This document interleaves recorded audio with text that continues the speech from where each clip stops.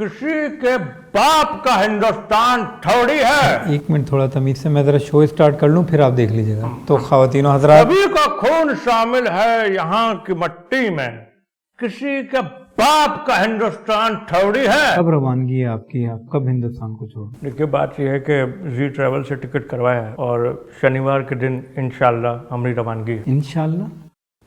आपने कहा इंशाल्लाह? हाँ इंशाल्लाह का मतलब मालूम है आपको? हाँ, जो काम को टालना होता है या लंबा करना होता है तो उसमें इंशाल्लाह लगा दीजिए। ये आपको किसने बताया? हमारे बचपन के फ्रेंड अब्दुल समद ने बताया। अब्दुल समद ने गलत बताया। इंशाल्लाह का मतलब ये होता है कि अल्लाह ने चाहा तो। लेकिन यूज ऐसे होता है कि काम को लंबा करना हो तो ये कह दीजिए, वैसे ये हमारा ईमान है कि होता वही है जो अल्लाह चाहता सर है। मुझे इजाज़त देते, मैं तेरा एक कॉल ले लूँ? हाँ हाँ बिल्कुल कीजिए।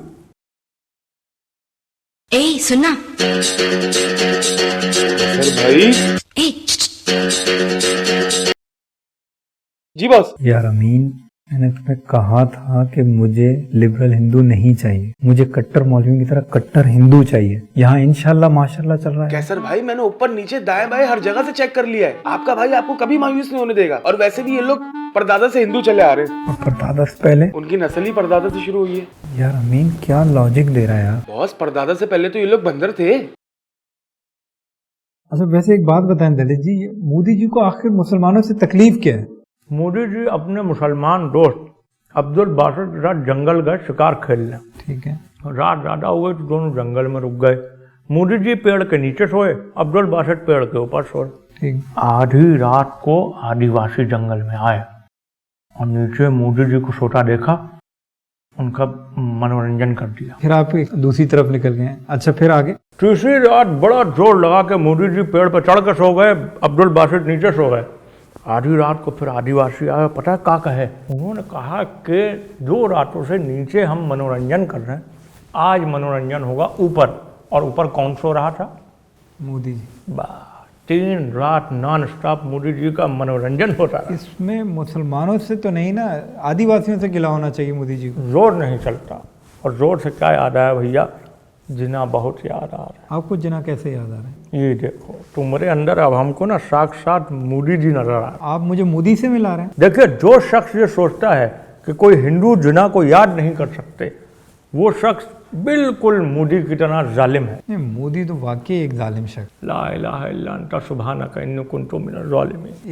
एक मिनट क्या पढ़ा आपने? आप मुसलमान हैं? जी जी मैं बिल्कुल मुसलमान। तो भैया कैसे मुसलमान हैं? आपको नहीं पता हम क्या पढ़े? आयत करीमा पढ़े हैं। ये मुझे मालूम है, ये आयत करीमा है, लेकिन आप कैसे आयत करीमा पढ़ सकते? भाई जब किसी जालिम के शर से बचना हो तो आयत करीमा पढ़ी जाती है और कसरत से पढ़ी जाती है। ये भी आपको अब्दुल समद ने सिखाया था? बिल्कुल सिखाया अब्दुल समद ने। एक मिनट रुकते हैं जरा। 2 मिनट रुक जाएंगे।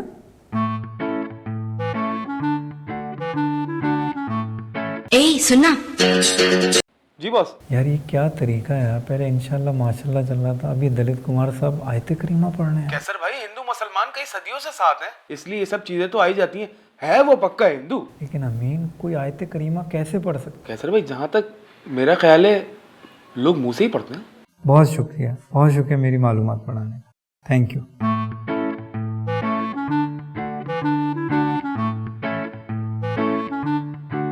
फिर वही टोटल मोदी वाला सोच, मतलब अरबी सिर्फ मुसलमान बोल सकते हैं और कोई नहीं बोल सकता। नहीं, मेरा ये मतलब नहीं था। और क्या मतलब था आपका? अल्फाज बोलने से किसी का ईमान नहीं बदल जाता। देखा, आयत करीमा पढ़ने से हमारे धर्म को कुछ नहीं हुआ। आप मुझे मोदी जैसे शख्स से मत मिलाइए।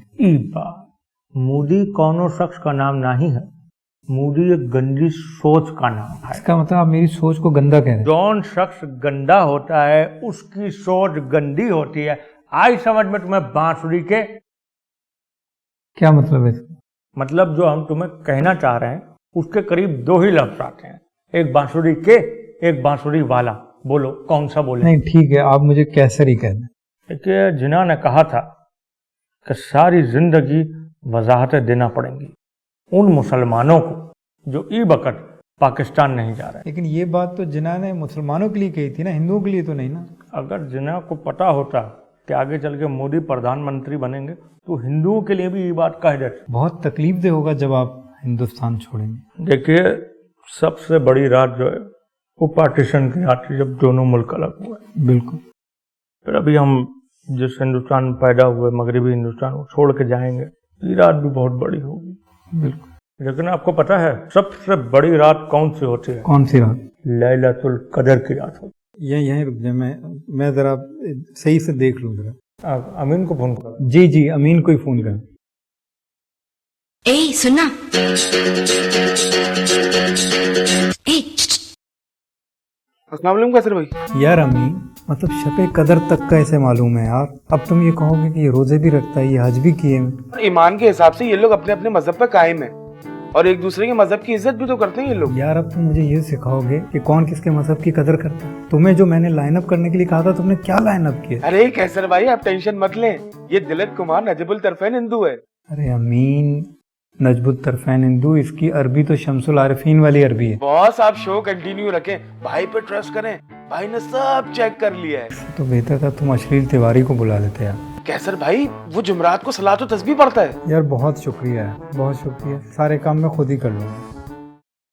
दलित साहब, आप एक मरतबा मुझे तफसील से बता दें कि आपने अब्दुल समद से क्या क्या सीखा। इंशाल्लाह हो गया, आयत करीमा हो गई, शबे कदर, और आपने क्या कुछ सीखा अब्दुल समद? एक बार जी ट्रैवल से पैकेज लेके हम और अब्दुल समद सऊदी अरब गए। अब अगर आपने ये कहा ना कि आपने अब्दुल समद के साथ उम्रा भी किया है, तो मैं यहाँ ही शो छोड़ के चला जाऊंगा।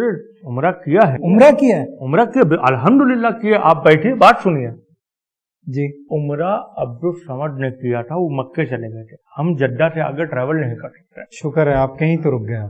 फिर वो गए, वहां जाके उन्होंने 2 रकात नमाज नफिल पढ़ी, फिर हराम पहना, फिर तवाफ किया, फिर सफा मरवा। अरे भाई आप मुझे ये मत बताएं, बस आप सिर्फ ये बताएं कि आप हिंदुस्तान छोड़ रहे हैं। ठीक है, लेकिन अब क्या है कि शो चल रहा है, लोगों का इन्फॉर्मेशन होता है, तो लोगों को बता दें कि बहुत से मुसलमान जो है गलती करते हैं।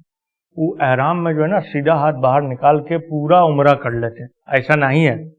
उम्रा में जो तवाफ है उसमें सीधा हाथ निकालना है, बाकी जितने आप अरकान अदा करेंगे उस सब में दोनों कंधे ढके रहेंगे।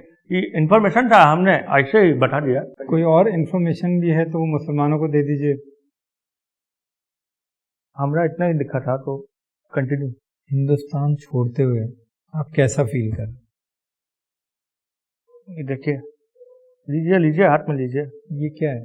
अब्दुल समद का मन्नत का धागा है। वो हर जुमरात को हाजी अली का मज़ार पे जाके धागा बांधते हैं। हम करते ये काम। और ये देखिए, ये दरगाह की चादर है, हर उर्स पे वहाँ आप चढ़ाते हैं? हर 9 चंडी जुमरात को लंगर भी करवाते। समझने का समझ के कहना। तो आपको इस बात पे अफसोस है कि अब आपके जाने के बाद ये काम कौन करेगा? नहीं भाई, वो बात की हमको कौनो चिंता नहीं है। ये सब अल्लाह का काम है, अल्लाह अपने लोगों से करवा लेंगे। दुखी इसलिए है कि देखिए, बात क्या है ना कि हम दलित हिंदू हैं। हमारा काम है कूड़ा करकट उठाना, गंदगी साफ करना, झाड़ू लगाना। हम हिंदुस्तान से चले जाएंगे, हमारे हिस्से का काम कौन करेगा? हमारा हिंदुस्तान गंदगी का एक ढेर होगा, और ये ढेर के ऊपर ना टांग पर टांग रख के बैठेंगे मोदी जी। ऊपर से नीचे तक टोटल गंद दिखे और कुछ नहीं। बहुत शुक्रिया दलित जी। ख़वातीन हज़रात, दलित जी का ये पैगाम मोदी जी और अमित शाह के लिए नहीं है, बल्कि दलित जी का ये पैगाम हिंदुस्तान में रहने वाले हर हिंदू, हर सिख और हर ईसाई के लिए, जो ये सोच कर आवाज़ नहीं उठा रहा कि अभी हमारी बारी नहीं। नाशपाती फ्रेश पिक गारंटीड। मैं ऐसा हूँ क्योंकि मैं हूँ मैं ऐसा हूँ।